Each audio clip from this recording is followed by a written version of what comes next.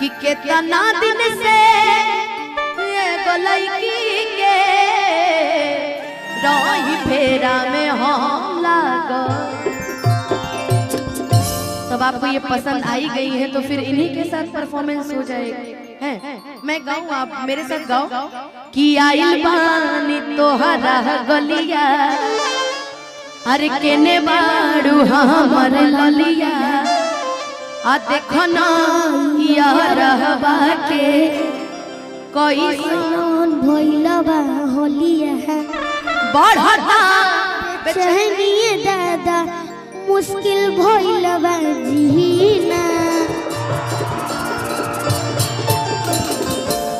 तनी ले लो पुदीना करत मर्दे कि ले लो पुदीना।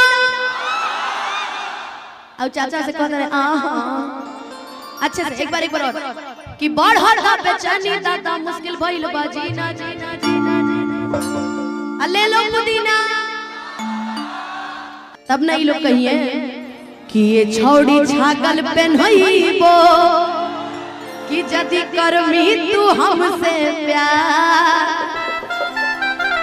कि बलिया के दिन दलिया झुमका नवादा से कीन दे बोहा। एक बार बोल दीजिए कि ले लो पुदीना ले लो पुदीना।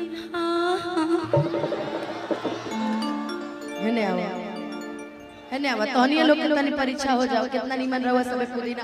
ओकरा बाद है हमार कोरस वाला भाई बोले अब तू बोला ले लो पुदीना।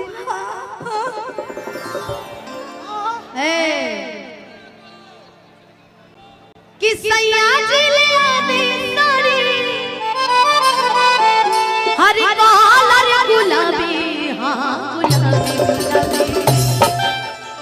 कि अरे जवाना में के पहने राहुल भाभी। अब तू बताओ हंस मत पगली प्यार हो जाएगा। चलो प्यार से बोलो एक बार बोल दो ले लो पुदीना ले लो पुदीना। ये तू बोला तो भाई मुश्किल भइल बा पुदीना।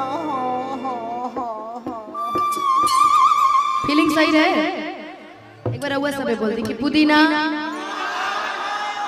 अब तनी ताली बजा के हल्ला करके वहीं से झूमे के बाद ले लो पुदीना ले लो पुदीना ले लो पुदीना ले लो पुदीना गोलिया के हसीना।